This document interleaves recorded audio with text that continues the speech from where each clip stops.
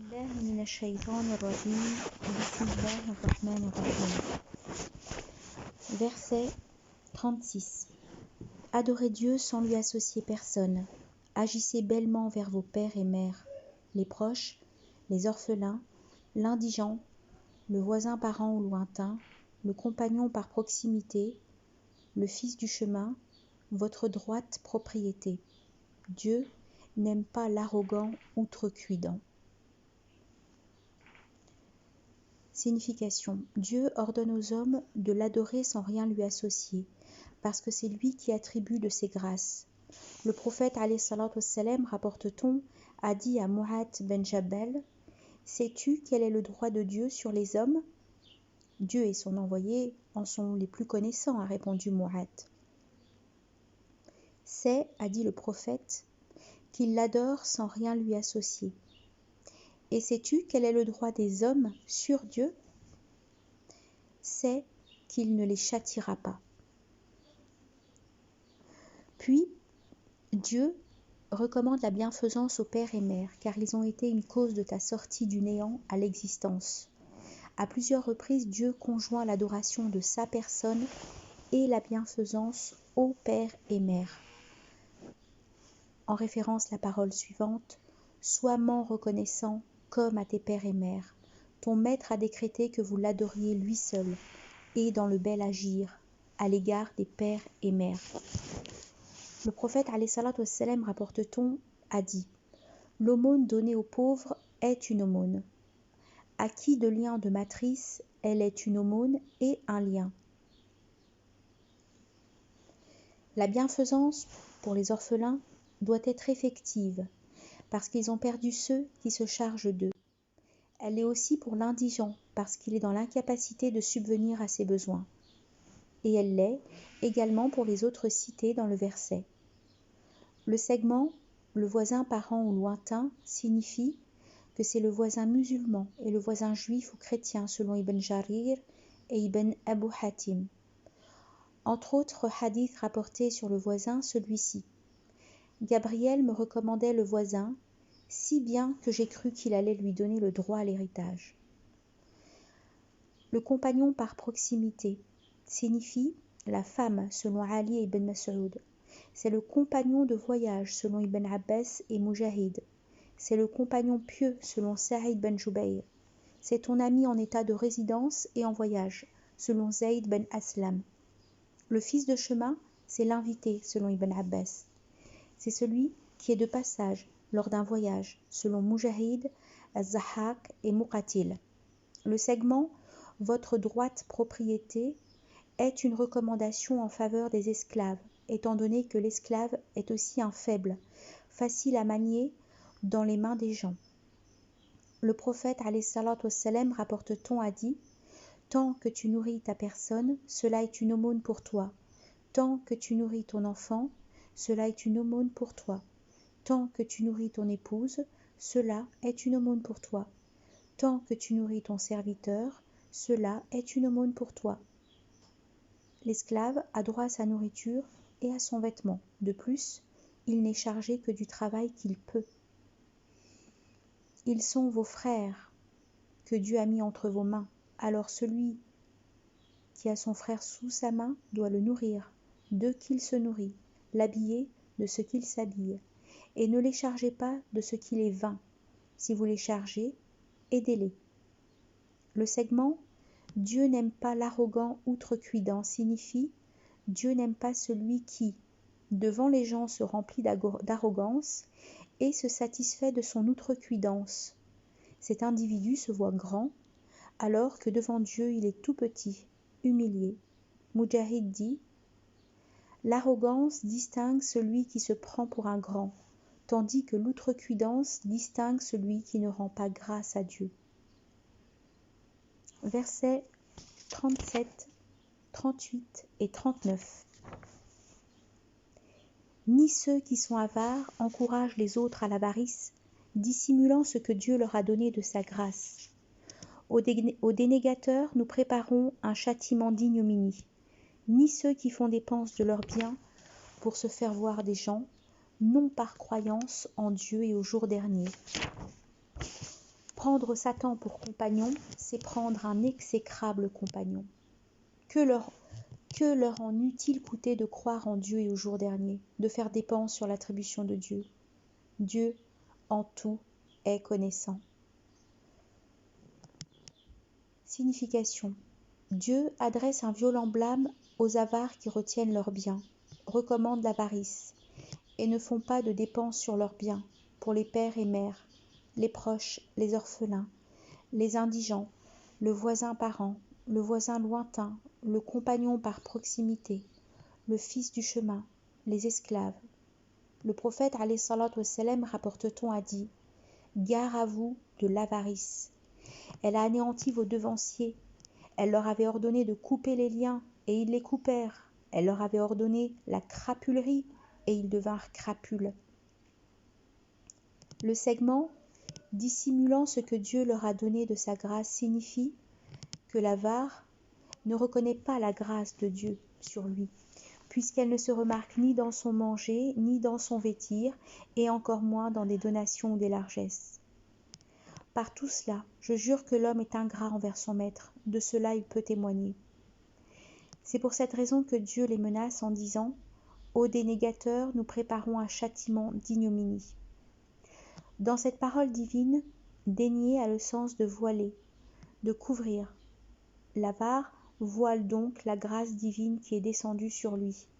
Il la garde sous silence.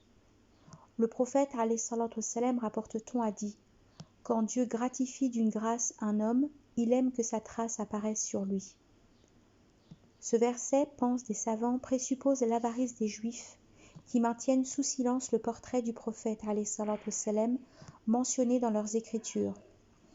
Le verset « Il n'y a pas de doute » présuppose cela. Mais l'apparent est que le contexte concerne l'avarice dans le domaine des biens, puisque la suite dit « ni ceux qui font dépense de leurs biens pour se faire voir des gens ». Donc Dieu cite d'abord les avares qui retiennent leurs mains, puis les dépensiers qui n'ont pour unique but que d'être remarqués par les gens.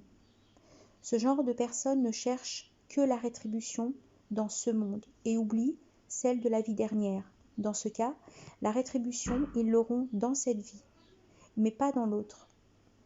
Interrogé sur Abdallah ibn Jaddan, est-ce que ces dépenses et ces libérations lui seront utiles? Le prophète, alayhi salatu wassalam, rapporte-t-on, a dit non, car à aucun jour de sa vie il n'a dit « Maître, pardonne-moi ma faute au jour de la religion ».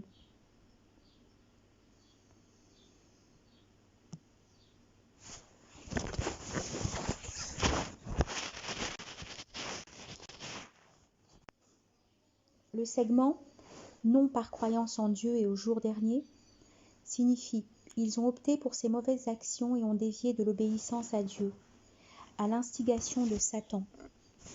C'est ce dernier qui leur fait des suggestions et est leur double quand il leur embellit le mauvais. C'est pourquoi il est dit « prendre Satan pour compagnon, c'est prendre un exécrable compagnon ». Le segment « que leur en eût-il coûté de croire en Dieu et au jour dernier, de faire dépense sur l'attribution de Dieu » signifie « et quelle est cette chose qui leur ferait du mal au cas où ils croient en Dieu ?» S'inscrivent dans le chemin que Dieu loue, se réorientent de la montre à la foi foncière, dépensent sur ce que Dieu leur attribue.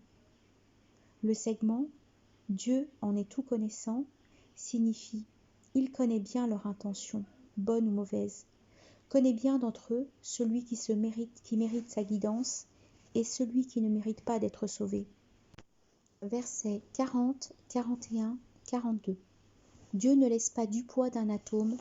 Si c'est une belle action, il la démultiplie, ajoutant de sa part un salaire grandiose. Comment en serait-il autrement quand nous ferons surgir de toute nation son témoin, et te produisons toi-même en témoin de tout cela? Ils voudront bien ce jour-là, les dénégateurs, les rebelles à l'envoyer, que la terre sur eux se nivelle, mais ils ne pourront à Dieu sceller nul propos. Explication. Dieu informe les hommes qu'au jour de la résurrection, il leur recouvrera leur salaire. Ce jour-là, il ne sera nullement inique avec eux, pas même du poids d'un atome. Au contraire, si la bonne action est du poids d'un atome, il la démultipliera.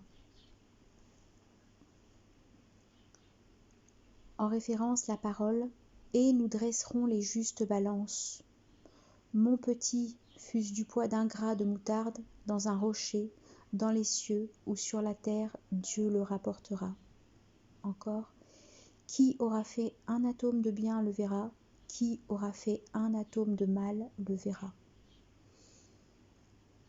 Dans le long hadith de l'intercession, le prophète alayhi salatu wassalam dit entre autres « Puis Dieu, qui est tout-puissant et haut, dit « Retournez, quiconque vous trouvez dans son cœur un peu de croyance, du poids d'un grain de moutarde, faites-le sortir du feu. » Ibn Mas'ud dit « Au jour de la résurrection, on amènera l'homme ou la femme, puis un crieur criera, à la tête des premiers et des derniers, « Voici un tel fils d'un tel. Quiconque a un droit avec lui, qu'il vienne pour son droit. » La femme éprouvera de la joie à l'idée qu'elle a un droit avec son père, sa mère, son frère, son époux.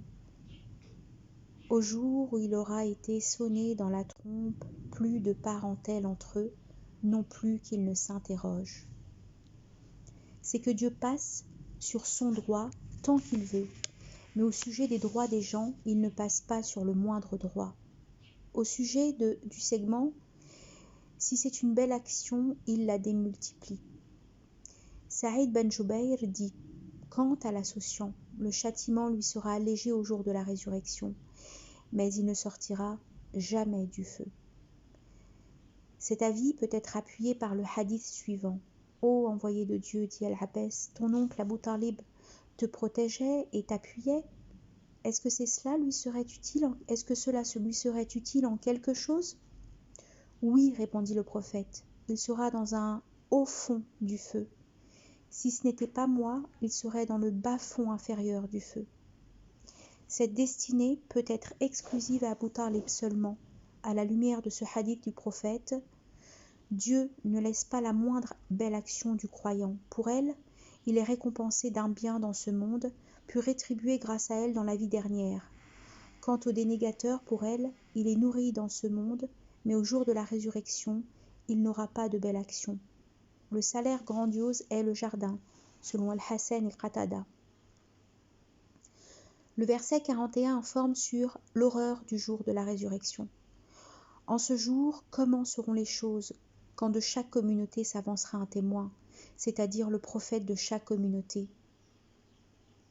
En référence, la parole suivante « Et fulgure la terre de la lumière de son maître. Le livre est mis en place. Sont amenés prophètes et témoins. Au jour où de chaque communauté nous susciterons un témoin. » Ibn Mas'ud dit, l'envoyé alayhi salatu wassalam me demanda, récite-moi du Coran. Je lui répondis, ô envoyé de Dieu, je récite pour toi, alors que c'est sur toi qu'il est descendu. Il me dit oui, j'aime l'entendre de quelqu'un d'autre que moi. Et alors, je lui récitais la sourate des femmes, c'est-à-dire jusqu'à comment serait-il autrement quand nous ferons surgir de toute nation son témoin et te produisons toi-même en témoin de tout cela. Là, il me dit avec les larmes aux yeux, cela suffit maintenant. Le segment, ils voudront bien ce jour-là, les dénégateurs, les rebelles, à l'envoyer que la terre sur eux se nivelle, signifie que ceux-là souhaiteront que la terre s'ouvrira et les engloutira, en raison des horreurs qu'ils verront ce jour-là, ainsi que des humiliations et des blâmes qu'ils subiront. En référence cette parole, au jour où l'homme contemplera ce qu'auront avancé ses mains. Le segment « Ils ne pourront à Dieu sceller nul propos » signifie « Les dénégateurs reconnaîtront alors tout ce qu'ils ont commis dans ce monde, sans pouvoir rien cacher. » Saïd ben Jubayr dit « Un homme est allé trouver Ibn Abbas et lui avait dit « J'ai entendu Dieu dire que les dénégateurs diront « Par Dieu, notre maître, nous n'étions point des associants. » Et dire dans l'autre verset « Ils ne pourront à Dieu sceller nul propos. » Ibn Abbas lui avait alors dit « Quant à « Par Dieu, notre maître, nous n'étions point des associants », c'est qu'ils verront que l'entrée du jardin ne sera permise qu'aux gens d'islam. Et alors ils diront « Venez, nous allons dissimuler. » Ils diront « Par Dieu, notre maître, nous n'étions point des associants. » sur quoi Dieu scellera leur bouche et laissera leurs mains et leurs pieds parler. C'est cela, ils ne pourront à Dieu sceller nul propos. Nafir ben al-Azraq rapporte-t-on. Allah trouvé Ibn Abbas et lui dit « Ô Ibn Abbas, la parole de Dieu, ils voudront bien ce jour-là, les dénégateurs, les rebelles à l'envoyer, que la terre sur eux se nivelle, mais ils ne pourront à Dieu sceller nul propos, et sa parole, par Dieu notre maître, nous n'étions point des associants. » Ibn Abbas lui dit « C'est que Dieu rassemblera les hommes au jour de la résurrection dans un lieu. Là, les associants diront « Dieu n'accepte rien de personne, sauf des monothéistes. » Puis ils diront « Venez, nous allons dissimuler. » Sur quoi il les interrogea et ils diront « Par Dieu, notre maître, nous n'étions point des associants. » Et Dieu scellera leur bouche. Ensuite, il interrogera leurs membres, qui témoigneront qu'ils étaient associants. Là, ils souhaiteront que la terre se nivelle sur eux, mais ils ne pourront à Dieu sceller nul propos. Verset 43. Vous qui croyez, n'approchez la prière ni en état d'ivresse, avant de savoir ce que vous dites.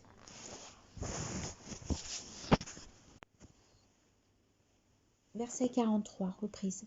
Vous qui croyez, n'approchez la prière ni en état d'ivresse, avant de savoir ce que vous dites, ni en état d'impureté, sauf quand vous êtes en chemin, avant d'avoir pratiqué une ablution générale. Si vous êtes malade ou en voyage, ou revenant de déféquer, ou ayant touché à une femme, sans trouver d'eau, dans ce cas recourez à un sol saint, effleurez-en votre figure et vos mains. Dieu est effaceur, tout pardon. Signification. Dieu interdit aux croyants de faire la prière en état d'ivresse, d'approcher en état d'impureté la mosquée, sauf dans le cas où l'on ne fait que passer d'une porte à une autre sans s'arrêter. Cela était en vigueur avant la prohibition définitive de l'alcool, comme l'indique le hadith cité dans l'exégèse du verset la vache. Il s'interroge sur les boissons enivrantes et les jeux de hasard. Dans son récit à propos de la prohibition de l'alcool, Omar ibn al-Khattab a dit « Après la descente du verset qui est dans la sourate des femmes, vous qui croyez n'approchez la prière ni en état d'ivresse avant de savoir ce que vous dites, le crieur de l'envoyé de Dieu alayhi salatu wassalam rappelait à chaque prière que l'ivre ne devait pas s'approcher de la prière. Par ailleurs, il est rapporté qu'Abdurrahman ben Auf avait invité quelques compagnons pour un repas, où il leur avait servi du vin, et qu'au moment de la prière, l'un d'eux s'était avancé pour présider la prière. En prière, celui-ci avait récité la sourate des dénégateurs d'une manière incorrecte, après quoi Dieu avait fait descendre « Vous qui croyez, n'approchez pas la prière ni en état d'ivresse, avant de savoir ce que vous dites. » Ibn Abbas dit « Des hommes priaient en état d'ivresse avant la prohibition radicale de l'alcool. Après quoi Dieu fit descendre, vous qui croyez, n'approchez pas la prière, ni en état d'ivresse, etc. » Et puis, ce verset présuppose aussi l'interdiction totale de l'ivresse, du moment que la prière est recommandée en 5 temps différents de la journée. De ce point de vue, cette parole divine est comme l'autre parole. Vous qui croyez, prémunissez-vous envers Dieu de son prémunir véritable et ne mourrez qu'en musulmans. La condition de conscience et de compréhension est nécessaire pour assumer la responsabilité. Le prophète alayhi salatu wassalam, rapporte-t-on, a dit « Si l'un d'entre vous somnole en prière, qu'il s'arrête et qu'il aille se coucher jusqu'à ce qu'il sache ce qu'il dit. » Le segment « ni en état d'impureté, sauf quand vous êtes en chemin, avant d'avoir pratiqué une ablution générale » signifie « L'impur peut traverser la mosquée sans toutefois avoir la possibilité de s'y asseoir. Des Ansarites, raconte-t-on, avaient les portes de leur demeure qui donnaient sur la mosquée. Lorsqu'ils étaient touchés par l'impureté, ils n'avaient pas d'autre solution que de traverser la mosquée pour aller chercher l'eau, et c'est pourquoi Dieu fit descendre « ni en état d'impureté, sauf quand vous êtes en chemin ». Les savants s'appuient sur ce verset pour interdire à l'impur de rester à l'intérieur de la mosquée. Ali bin Abu Talib dit « Ne doit approcher la prière que le voyageur touché par l'impureté qui ne trouve pas d'eau. Celui-ci fera ses prières jusqu'à ce qu'il trouve de l'eau. » Cet avis est appuyé par le hadith « Le sol saint est le purificateur du musulman ». Par ailleurs, l'interprétation du verset est la suivante. « Vous les croyants qui êtes ivres, n'approchez pas les mosquées pour y accomplir vos prières avant que vous ne sachiez ce que vous dites, et ne les approchez également qu'en état de pureté rituelle, excepté celui qui ne fait que passer. » Le segment avant d'avoir pratiqué une ablution générale est, pour les trois imams, Abu Hanifa, Malik et Shafi'i, une preuve suffisante pour interdire à l'impur de s'asseoir dans la mosquée. Ce dernier doit d'abord faire une ablution générale ou une ablution sèche dans le cas où il ne trouve pas d'eau. Le segment « Si vous êtes malade ou en voyage ou revenant de déféquer ou ayant touché à une femme sans trouver d'eau, dans ce cas, recourez à un sol saint » fit dire aux savants que la maladie qui permet l'ablution sèche est celle qui fait craindre l'utilisation de l'eau, mais certains permettent directement l'ablution sèche pour la généralité du verset. Mujahid dit « Cette parole divine est descendue à cause d'un Ansari tombé malade, qui ne put pas se lever pour faire ses ablutions avec de l'eau, et qui, d'ailleurs, n'avait pas de serviteur qui pût lui donner de l'eau. » Le segment « ou ayant touché à une femme » c'est-à-dire ou ayant eu un rapport sexuel avec sa femme. Le segment « sans trouver d'eau », dans ce cas recourez à un sol saint, signifie quand l'eau est introuvable. L'impur ne doit faire l'ablution sèche qu'après avoir été certain de l'absence d'eau, selon un certain nombre de savants. Le segment « effleurez-en votre figure et vos mains » signifie pour l'impur qui ne trouve pas d'eau, l'ablution sèche remplace l'ablution d'eau, afin qu'il puisse se purifier. L'ablution sèche s'applique seulement à la figure et aux mains. Dieu ne veut vous imposer aucune gêne, c'est-à-dire dans la religion qu'il a instituée pour vous, mais il veut vous purifier. De là, l'ablution sèche, dit-on, est un bienfait de Dieu pour les musulmans. C'est pourquoi il est dit à la fin du verset « Dieu est effaceur, tout pardon ». Versets 44, 45, 46. N'en vois-tu pas qui ont reçu une part de l'écriture, acheter l'égarement et vouloir que vous vous égariez du chemin ? Dieu connaît mieux que personne vos ennemis. Qu'il vous suffise de Dieu comme protecteur, qu'il vous suffise de lui comme secourant. Parmi les adeptes du judaïsme, il en est qui déplacent les mots de leur lieu. Ils disent « entendre, c'est pour nous désobéir » ou bien « entend qui l'on n'entend pas » Ra'ina. Tout cela par torsion de langue et pour attaquer l'allégeance. S'ils avaient dit « entendre, c'est pour nous obéir » ou bien « entends-nous et attends-nous », c'eût été assurément pour eux meilleur et plus correct. Mais Dieu les a maudits pour leur déni. Ils ne croient que médiocrement. Signification. Dieu informe que les Juifs achètent l'égarement au lieu de la guidance, par leur opposition à ce qui est descendu sur le prophète.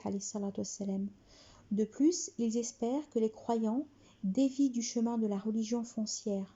Ensuite, il recommande aux musulmans d'être vigilants en disant « Dieu connaît mieux que personne vos ennemis ». Le segment « Qu'il vous suffise de Dieu comme protecteur, qu'il vous suffise de lui comme secourant ».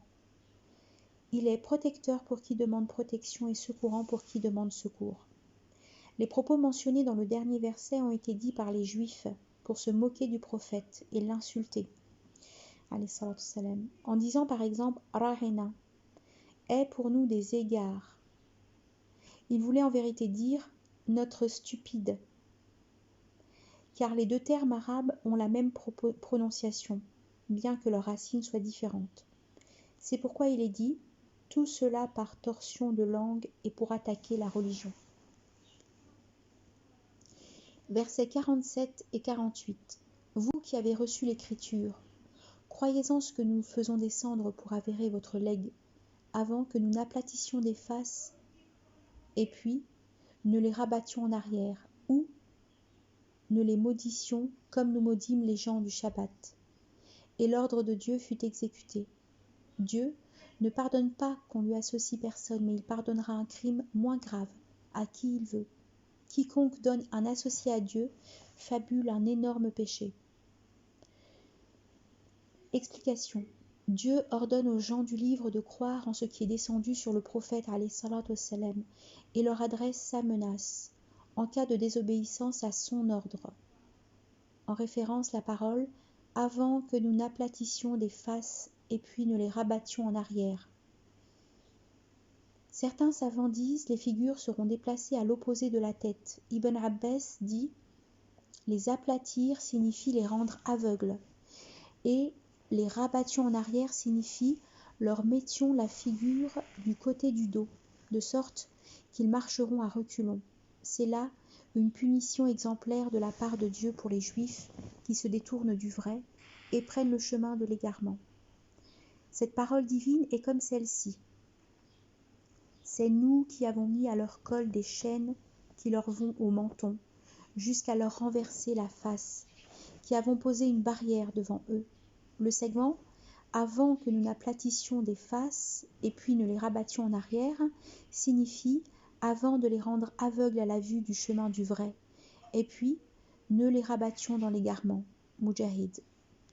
Pour As-Suddi, le segment « et puis ne les rabattions en arrière » signifie « nous leur interdirons le vrai ». Le segment « ou ne les maudissions comme nous maudîmes les gens du Shabbat » vise ces juifs-là qui ont été punis pour avoir transgressé l'ordre de Dieu en péchant le samedi. Le segment « et l'ordre de Dieu fut exécuté » signifie « quand Dieu donne un ordre, personne ne peut le contredire ». Puis Dieu informe qu'il ne pardonne à personne de lui associer quelqu'un d'autre, mais qu'il pardonne les péchés les moins graves. Nombre de hadiths en rapport avec ce verset ont été rapportés, dont celui-ci. Tout péché, Dieu peut le pardonner, sauf l'homme qui meurt dénégateur ou qui tue délibérément un croyant. Versets 49, 50, 51, 52. Ne vois-tu pas ceux qui se purifient eux-mêmes ? Dieu seul purifie qui il veut, sans que personne soit d'un brin lésé. Vois comme il fabule à propos de Dieu.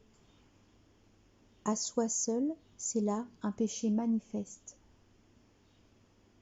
N'en vois-tu pas qui, ayant reçu une part de l'écriture, croient au Gypte et au Tarot,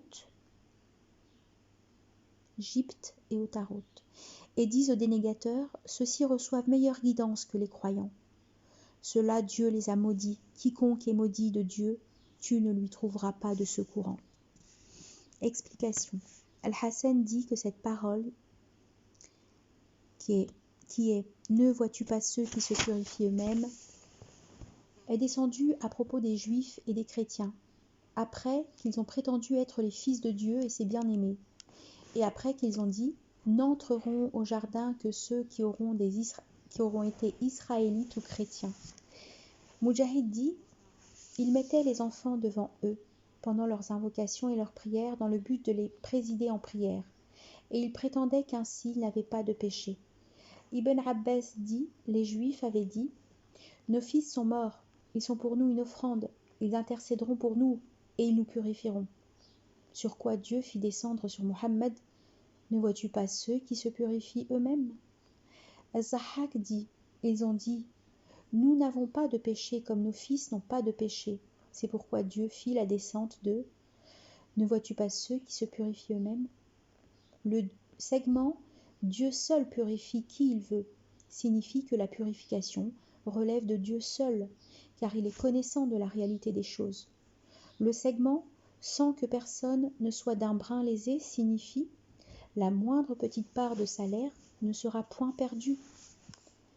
Le segment « Vois comme ils fabulent à propos de Dieu » signifie leur fabulation est en rapport avec leur prétention de se purifier eux-mêmes et d'être des fils de Dieu. N'entreront au jardin que ceux qui auront été israélites ou chrétiens. Le feu ne nous touchera que durant un nombre compté de jours. Mais Dieu a déjà dit que les actions des pères ne seraient d'aucun secours pour la progéniture, comme celle de la progéniture ne le serait point pour les parents. En prouve sa parole, cette communauté-là est révolue, à elle ses acquis, à vous les vôtres. Vous n'avez pas à répondre de leur action. Le segment, à soi seul, c'est là un péché manifeste. Signifie leur agissement de mensonge, de fabulation manifeste est suffisant. Le gypte, c'est la magie. Le tarot, c'est le diable, selon Omar ibn al-Khattab, Ibn Abbas et Mujahid. Al-Jawhari dit « Le terme de gypte désigne l'idole, le devin, le sorcier et leurs semblables. Le segment et disent aux dénégateurs ceux qui reçoivent meilleure guidance que les croyants, ceux-ci reçoivent meilleure guidance que les croyants. Signifie les juifs préfèrent aux musulmans les dénégateurs tenants de paganisme et ennemis des Écritures. Ikrima dit Ka'b al-Ashraf et Huway ben Akhtab, ayant contacté les Mécois, ces derniers leur ont dit Vous êtes des gens du livre, des gens de science. Informez-nous sur nous et sur Muhammad. Les autres ont dit Vous êtes sur le chemin de guidance le meilleur. Alors Dieu a fait descendre N'en vois-tu pas qui, ayant reçu une part du livre Et la suite. Versets 53, 54, 55. Où est-ce qu'ils auraient une part du royaume? Ils n'en donneraient à personne un fétu. Où est-ce qu'ils envient aux humains ce que Dieu leur a accordé de sa grâce? Eh oui, nous avons donné à la famille d'Abraham l'écriture, la sagesse, nous leur avons donné un royaume grandiose, et il en fut qui avait cru, il en fut qui s'y était dérobé. La géhenne leur suffit comme brasier. Explication. Le segment « Où est-ce qu'ils auraient une part du royaume » est une interrogation qui dénie à ceux-là de détenir une part du royaume. Le segment « Ils n'en donneraient à personne un fétu » montre qu'ils sont des avares. S'ils avaient une part du royaume, ils n'en donneraient certainement rien à personne, et surtout pas au prophète, alayhi salatu wassalam. En preuve, en référence à cette parole d'Allah, dit « Et vous, si vous possédiez les trésors de miséricorde de mon maître, vous les retiendrez, par crainte d'en faire dépense. » C'est pourquoi il est dit « Telle est l'avarice de l'humain ». Le segment « Où est-ce qu'ils envient aux humains ce que Dieu leur a accordé de sa grâce ?» ici vise leur jalousie à l'encontre de l'envoyé alayhi salatu wassalam que Dieu a gratifié de la prophétie. Ils étaient jaloux de lui parce qu'il est un arabe et non d'entre les juifs.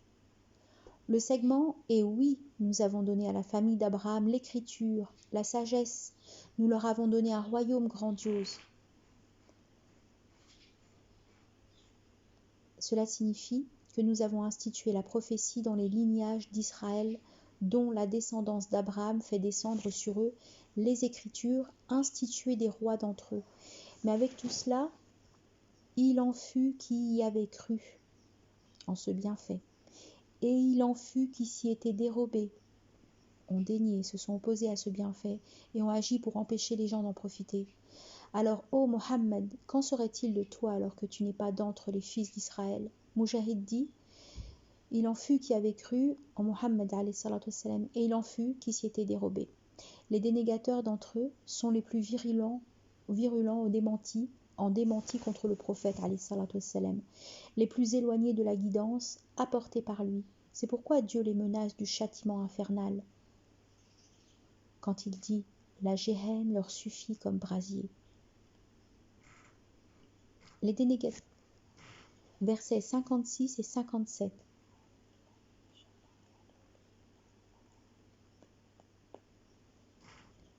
Les dénégateurs de nos signes, nous les ferons brûler au feu. À mesure que leur peau se consume, nous la remplaçons par une autre, afin de bien leur faire goûter le châtiment. Dieu est tout-puissant et sage. Tandis que ceux qui ont cru effectuer les œuvres salutaires, nous les ferons entrer dans des jardins, dessous lesquels des ruisseaux coulent, et où ils seront éternels à jamais. Ils y ont des épouses de pureté, nous les abritons sous un ombrage impénétrable.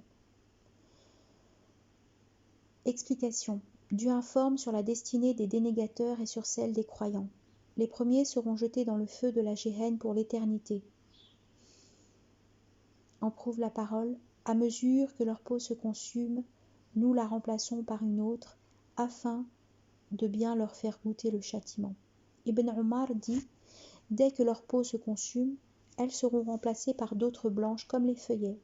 Al-Hassan dit, leur peau se consume 70 000 fois par jour, de sorte qu'il leur sera dit, reprenez, et elles reprendront. Les autres, c'est-à-dire les croyants, auront une destinée beaucoup plus heureuse. Nous les ferons entrer dans des jardins, dessous lesquels des ruisseaux coulent et où ils seront éternels, à jamais. Le segment « ils y ont des épouses de pureté » signifie ils auront des épouses exemptes de menstruation, de comportements méchants, de grossesse. Le segment « nous les abritons sous un ombrage impénétrable » signifie cet ombrage-là est profond, étendu, agréable et gracieux. Le prophète, alayhi salatu wassalam, rapporte-t-on, a dit, il y a dans le jardin un arbre. Sous son ombre, celui qui est en croupe marchera 100 ans sans qu'elle soit coupée. C'est l'arbre de l'éternité. Verset 58. Dieu vous recommande de remettre les dépôts à leurs ayants droit. Si vous arbitrez entre des parties, arbitrez selon la justice. Merveille de l'édification de Dieu. Il est entendant, clairvoyant. Signification. Dieu, informe-t-il, ordonne aux gens la remise des dépôts à leur ayant droit. Le prophète, alayhi salatu wassalam, rapporte-t-on, dit, remets le dépôt à qui l'a déposé chez toi, et ne trahis pas celui qui te trahit. Ce verset englobe tous les dépôts obligatoires à l'homme, en l'occurrence les droits de Dieu, les prières, l'aumône légale, le jeûne, les expiations, les vœux, etc. Et les droits des hommes, les dépôts, toutes choses confiées. Quiconque ne s'acquitte pas dans ce monde de la remise d'un dépôt verra qu'il lui sera pris au jour de la résurrection.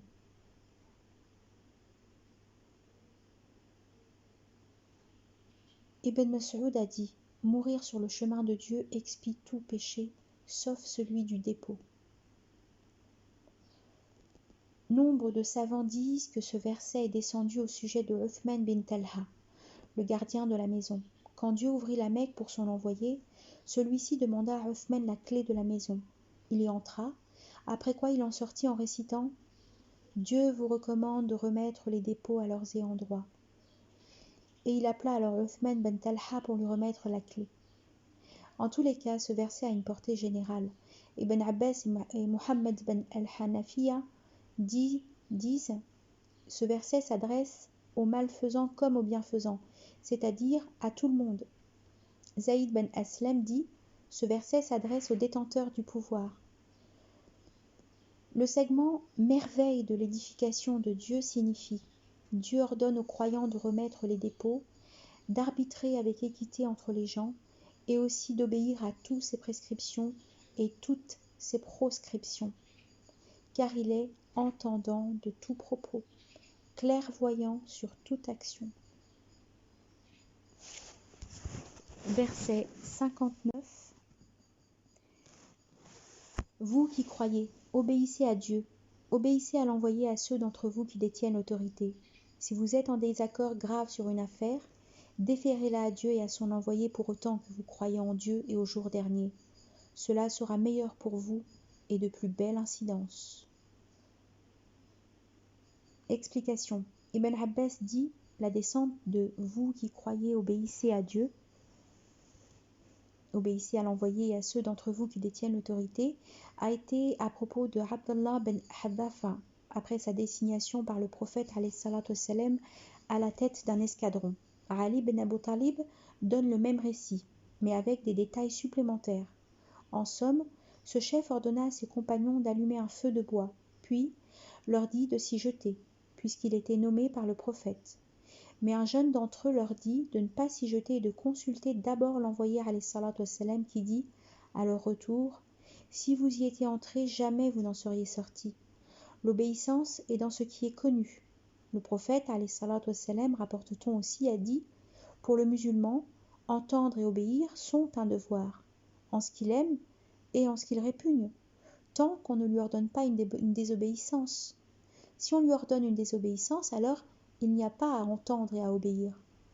Écoutez et obéissez, même si votre émir désigné est un esclave abyssin à la tête noire comme un raisin sec. Le segment « ceux d'entre vous qui détiennent l'autorité » signifie ceux qui sont savants du fiqh et de la religion, selon Ibn Abbas, Mujahid et Hatta. Mais d'après l'apparence du segment, ceux qui détiennent l'autorité sont les émirs et les savants. Le segment « obéissez à Dieu » signifie obéissez à son livre. Le segment « obéissez à son envoyé » signifie obéissez à la sunna du prophète. Le segment « et à ceux d'entre vous qui détiennent l'autorité » signifie obéissez à ceux-là dans le cadre de ceux qui se conforment seulement aux obéissances de Dieu. Le prophète rapporte-t-on dit « Il n'y a pas d'obéissance quand il y a désobéissance à Dieu ». Le segment, si vous êtes en désaccord grave sur une affaire, déférez-la à Dieu et à l'envoyé. Le désaccord doit être déféré, cela signifie que le désaccord doit être déféré au livre de Dieu et à la sunna de son envoyé selon Mujahid. Cela est donc un ordre de Dieu qui recommande aux musulmans de déférer au Coran et à la sunna leurs affaires religieuses ou autres en litige. En référence, cette parole. Du reste, quelque divergence que vous ayez sur quoi que ce soit, eh bien, c'est à Dieu de la trancher. Ce que le Coran et la Sunna décideront alors s'avère le vrai. Et qu'est-ce qu'il y a au-delà du vrai, sinon l'égarement ? Et c'est pourquoi il est dit « pour autant que vous croyez en Dieu et au jour dernier ». Ce segment donne la preuve que celui qui ne s'en remet pas au Coran et à la Sunna est un incroyant en Dieu et au jour dernier. Le segment « cela est meilleur pour vous et de plus belle incidence » signifie « la meilleure voie dans le traitement des désaccords est le livre de Dieu ainsi que la sunna du prophète ». Cette voie est également la meilleure issue pour une bonne fin, selon As-Suddi. Versets 60, 61, 62, 63. N'en vois-tu pas qui prétendent croire à ceux qui est sur toi descendu, à ceux qui étaient avant toi descendus, et qui veulent s'en remettre à l'arbitrage du Tarout? Ils ont pourtant reçu commandement de le renier, mais Satan veut bien les égarer très loin dans l'égarement. Quand on leur dit « venez à ce que Dieu a fait descendre, venez à l'envoyer », tu vois les hypocrites s'écarter de toi, décidément. Alors comment ? Qu'un accident malheureux les touche pour cela qu'ont avancé leurs mains, alors ils viennent te jurer par Dieu. Nous ne voulions que bel agir et conciliation. Cela, Dieu sait bien ce qu'ils ont dans leur cœur. Écarte-toi d'eux, non sans les avoir édifiés, leur avoir dit la parole qui les touche au fond d'eux-mêmes.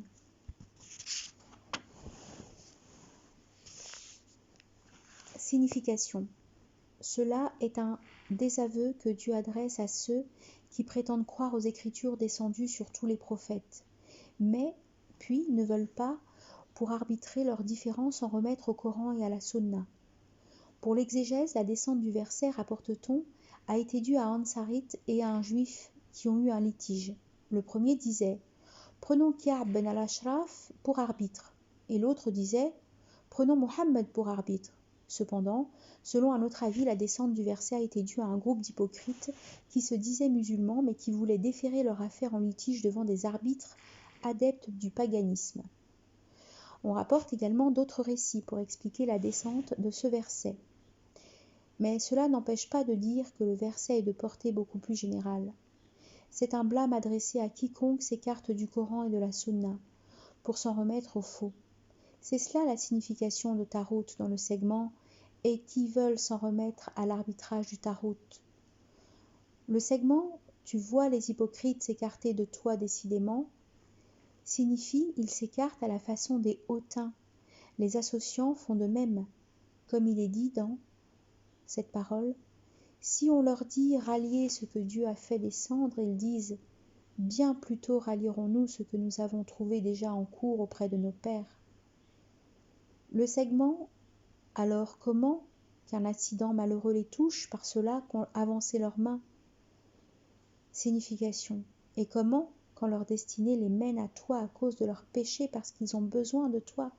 Cela est un blâme adressé aux hypocrites. Le segment « Alors ils viennent te jurer par Dieu, nous ne voulions que bel agir et conciliation. Signifie, ils viennent s'excuser en jurant qu'ils n'avaient pris les autres pour arbitre que par bel agir et conciliation, et non par croyance. Éprouve la parole, tu vois ceux qui ont au cœur une maladie s'empresser vers eux.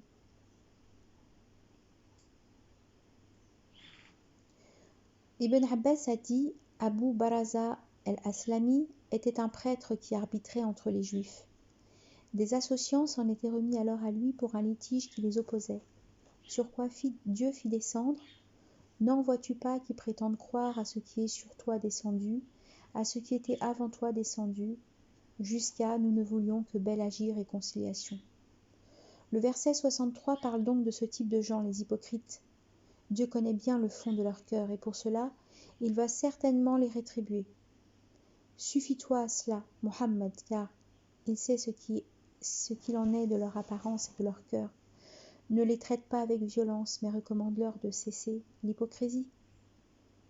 Écarte-toi d'eux, non sans les avoir édifiés. Et conseille-leur des paroles influentes, quand il dit « la parole qui les touche au fond d'eux-mêmes ». Versets 64 et 65. Nous n'avons envoyé d'envoyé que pour qu'on lui obéisse, avec la permission de Dieu. Quant à eux, si, victimes de leur propre iniquité, ils étaient venus à toi implorer le pardon de Dieu, et que pour eux l'envoyé l'implora, ils trouvaient Dieu enclin au repentir, miséricordieux. Mais non, par ton maître, ils ne sont pas des croyants, tant qu'ils ne te prennent pas pour juge de ce qui fait entre eux conflit, et mieux encore n'acceptent ta décision sans la moindre contrariété intime, mais de totale adhésion. Le segment « Nous n'avons envoyé d'envoyé que pour qu'on lui obéisse » signifie l'obéissance à tout prophète qui a été recommandé, à qui le suit. Le segment « Avec la permission de Dieu » signifie « Aucun ne peut obéir à un prophète si ce n'est avec la permission de Dieu » d'après Mujahid. Le segment, quant à eux, si victimes de leur propre iniquité, signifie oriente les pécheurs et les fautifs à aller auprès du prophète, alayhi salatu wassalam, pour demander le pardon et l'intercession en leur faveur. S'ils font cela, Dieu passera sur leurs péchés, sera miséricordieux pour eux. C'est pourquoi il est dit « Ils trouvaient Dieu enclin au repentir, miséricordieux ». Al-Utbi dit « J'étais assis près de la tombe du prophète, alayhi salatu wassalam, quand un bédouin vint et dit « Paix sur toi, ô envoyé de Dieu. J'ai entendu Dieu dire « Quant à ceux-ci, victimes de leur propre iniquité, ils étaient venus à toi implorer le pardon de Dieu, et que pour eux l'envoyé l'implora, ils trouvaient Dieu enclin au repentir, miséricordieux. Alors je viens à toi pour que mon péché soit pardonné et pour que tu sois intercession en ma faveur auprès de mon maître. » Après quoi le bédouin se retira. Je m'endormis ensuite et je vis le prophète alayhi salatu wassalam dans mon sommeil qui me disait « Ô Utbi, rejoins le bédouin et annonce-lui la bonne nouvelle que Dieu vient de lui pardonner. » Le segment « Mais non par ton maître, ils ne sont pas des croyants, tant qu'ils ne te prennent pas pour juge de ce qui fait entre eux conflit. » Signification. Il est d'une très grande importance, ce segment. Dieu jure par sa propre personne. Donc, aucun n'est un croyant véritable s'il ne prend pas l'envoyé pour arbitre et guide incontestable. C'est pour cela que Dieu dit le segment « Et mieux encore, n'accepte ta décision sans la moindre contrariété intime, mais de totale adhésion. » Pour le prophète, alayhi salatu wassalam, rapporte-t-on, a dit « Par celui qui détient mon âme dans sa main, personne d'entre vous n'est croyant que si sa passion se plie à ce que j'ai apporté avec moi. » Az-Zubayr, rapporte-t-on, se plaignit d'un homme au prophète, alayhi salatu wassalam. Ce dernier trancha en faveur de lui, mais l'homme trouva à dire il a décidé pour lui parce qu'il est le fils de sa tante paternelle. C'est pourquoi il eut la descente de « Mais non, par ton maître, ils ne sont pas des croyants. »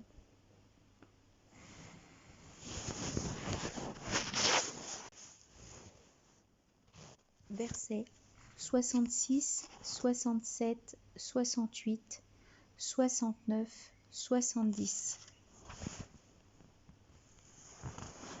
Si nous leur avions assigné de se tuer ou de s'exiler de leur pays, on comprend qu'ils ne l'auraient pas fait, à l'exception d'un petit nombre.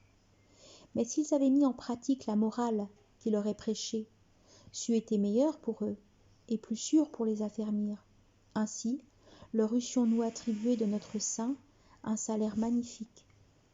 Les eussions-nous guidés sur une voie de rectitude, car obéir à Dieu et à son envoyé, c'est rejoindre ceux que Dieu a gratifiés, les prophètes, les hommes de vérité, les martyrs et les justifiés. Oh, la compagnie excellente! Une telle grâce ne vient que de Dieu, qu'il suffise de Dieu comme connaissant. Signification. Dieu informe sur la nature de la majorité des hommes. Si on leur recommandait les interdits qu'ils commettent, ils ne les feraient pas. Leurs caractères sont vils, pétris dans la contradiction. Cela est dû savoir de Dieu, transcendance à lui, gloire à lui. C'est pourquoi il est dit « si nous leur avions assigné de se tuer ». Ibn Jarir dit que ce verset est descendu après qu'un musulman avait dit « s'il nous en avait donné l'ordre, nous le ferions, mais louange à Dieu qui nous en a épargnés. » Ce propos parvenant au prophète wassalam, celui-ci dit « il y a dans ma communauté des hommes dont la foi est plus affermie dans leur cœur que les fermes montagnes. »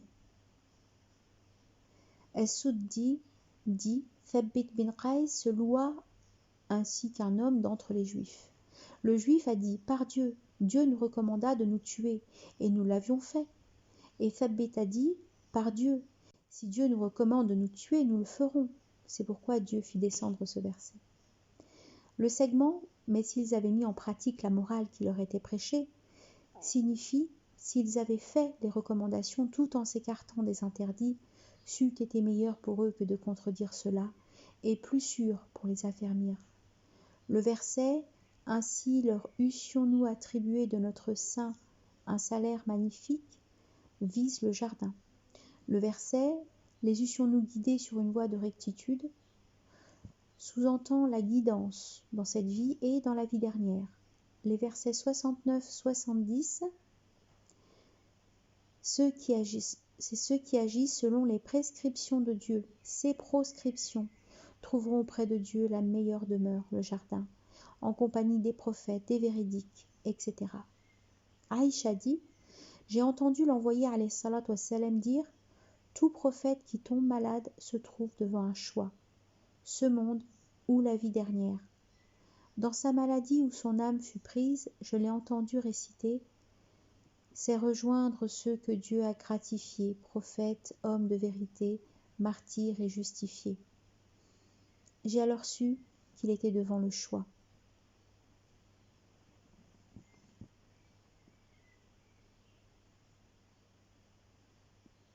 Saïd ben Jubayr dit « Un Ansarite alla trouver le prophète alayhi salatu wassalam avec une triste mine. Ce dernier lui dit « Ô un tel, je te vois triste. Pourquoi ?»« Ô prophète de Dieu, c'est à propos d'une chose à laquelle j'ai réfléchi. » « Et c'est quoi donc ?»« Nous venons et nous allons, répondit l'Ansarite, et puis nous regardons ton visage et nous nous asseyons avec toi. Mais demain tu seras rappelé auprès des prophètes, et là, nous ne pourrons te contacter. » Le prophète alayhi salatu wassalam ne put lui répondre. Après quoi Gabriel descendit avec ce verset. Car obéir à Dieu et à son envoyé, c'est rejoindre ceux que Dieu a gratifiés, prophètes, etc. jusqu'à la fin du verset. Alors le prophète alayhi salatu wassalam envoya à l'Ansarite pour lui annoncer la bonne nouvelle. Le segment « qu'il suffise de Dieu comme connaissant » signifie « il est connaissant de ceux qui méritent la guidance ».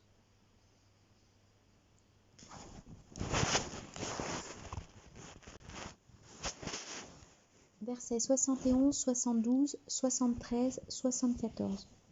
Ô vous qui croyez, tenez-vous sur vos gardes, mobilisez-vous par échelon ou en masse. Il en est parmi vous qui, bien sûr, atterre-moi.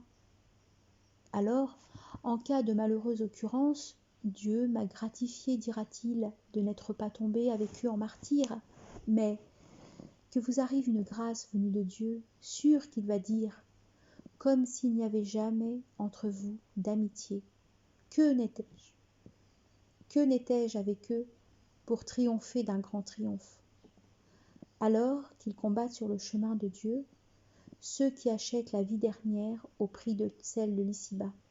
Car combattre sur le chemin de Dieu, c'est obtenir ou mort ou victoire. Dans les deux cas, nous lui voudrons un salaire magnifique. Explication. Dieu recommande aux croyants d'être sur leur garde, ce qui nécessite le stockage des armes et la préparation des troupes. Le segment « mobilisez-vous par échelon ou en masse » signifie « mobilisez-vous par groupe, par escadron séparé, ou tous ensemble ».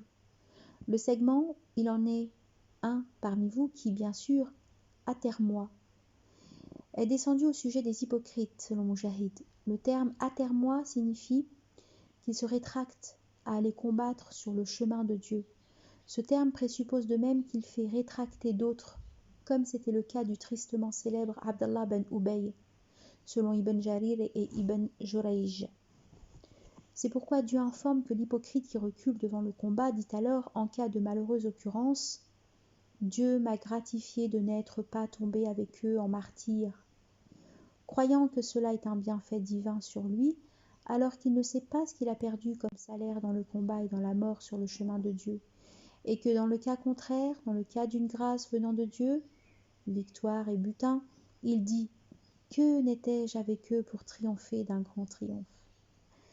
Le grand triomphe n'est autre qu'une part du butin. C'est cela l'objectif final de l'hypocrite.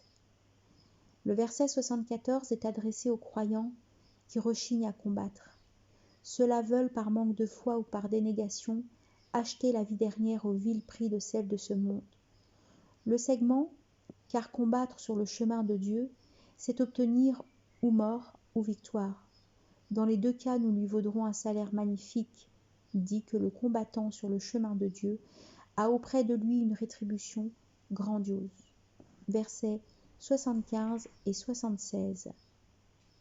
Qu'avez-vous à vous abstenir de combattre sur le chemin de Dieu quand il est tant d'opprimés d'entre les hommes et les femmes et les enfants à dire « Notre Maître, fais-nous sortir de cette ville aux habitants iniques.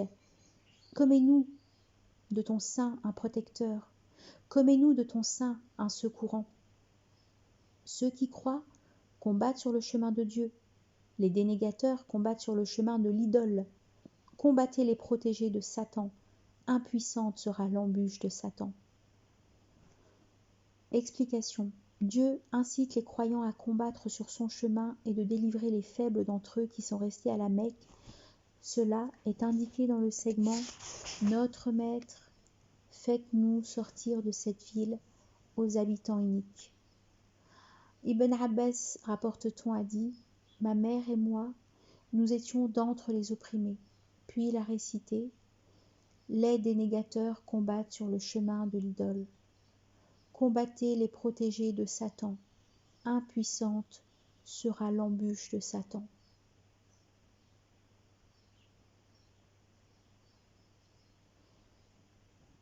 Versets 77, 78, 79. N'en vois-tu pas à qui fut dit « Retenez vos mains, accomplissez la prière, acquittez la purification » et qui, lorsqu'il leur fut assigné de combattre, voilà qu'un parti d'entre eux, craignant les hommes comme il faut craindre Dieu, et même davantage, s'est dit « Notre Maître, pourquoi nous assignes-tu de combattre? Ah, si tu nous ajournais à court délai !» Dis « Jouissance d'ici-bas n'est que peu de choses. Meilleure est la vie dernière pour quiconque se prémunit. Vous ne serez lésés d'un brin, où que vous soyez.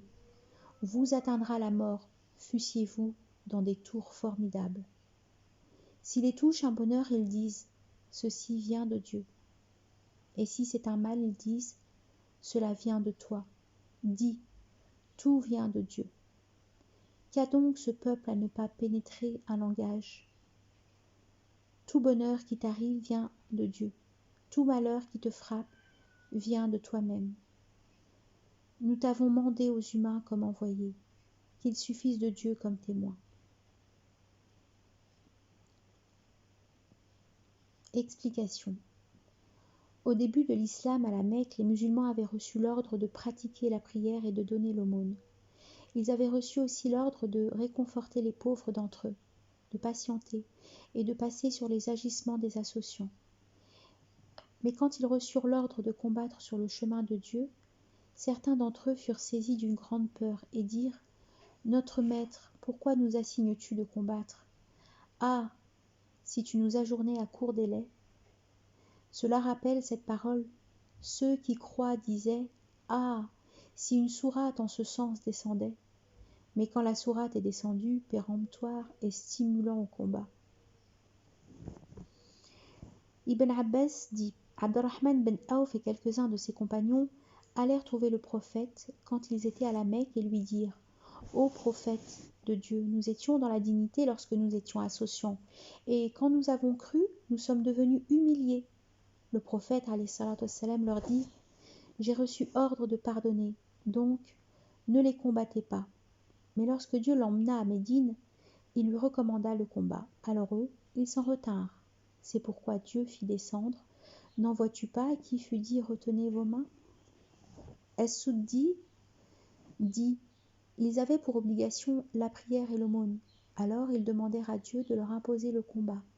Mais quand il leur imposa le combat, voilà qu'un parti d'entre eux, craignant les hommes comme il faut craindre Dieu, et même davantage, s'est dit « Notre maître, pourquoi nous assignes-tu de combattre? Ah, si tu nous ajournais à court délai !» Le segment dit « Jouissance d'ici-bas n'est que peu de choses, meilleure est la vie dernière pour quiconque se prémunit » signifie que c'est un encouragement aux musulmans pour qu'ils aillent sans crainte combattre sur son chemin. Le segment « Où que vous soyez, vous atteindra la mort, fussiez-vous dans des tours formidables » signifie que tout le monde marche inéluctablement vers la mort, sans que personne ne puisse en échapper. En référence, la parole « Tout ce qui est sur elle est périssable, toute âme goûte la mort. Nous n'avons doté nul homme avant toi de l'éternité. » Donc tout individu sera touché par la mort qu'il combatte ou non.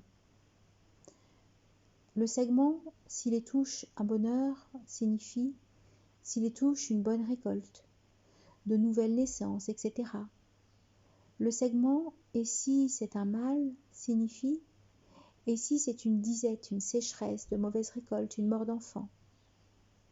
Dans le premier cas, ils disent « Ceci vient de Dieu » et dans l'autre cas, ils disent « Cela vient de toi », c'est-à-dire « Cela est advenu de nous à cause de toi, lorsque nous t'avons suivi et cru en ta mission. » Ce segment rappelle l'autre segment qui parle du peuple de Pharaon, avec cette parole « Et cependant, il en est parmi les hommes pour n'adorer Dieu que des guingois. » Donc, ainsi vont les hypocrites qui ne se sont convertis à l'islam qu'en apparence, mais Dieu leur dit « Tout vient de Dieu. » Tout vient donc de Dieu et que tout, selon la prédestination touche sans exclusivité le bienfaisant et le malfaisant, le croyant et le dénégateur.